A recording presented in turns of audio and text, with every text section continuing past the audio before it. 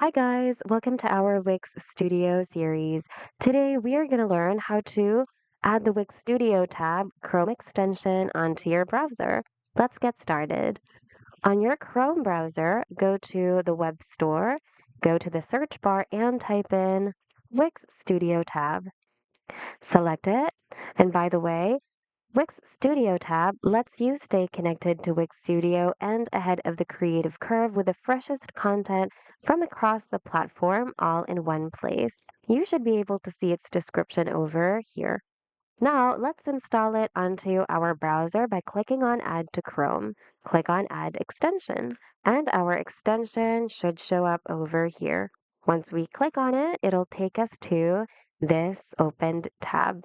If you want to customize it, click on the settings button here on the top right. And from here, you can change its default search. So you have Google search or Wix search.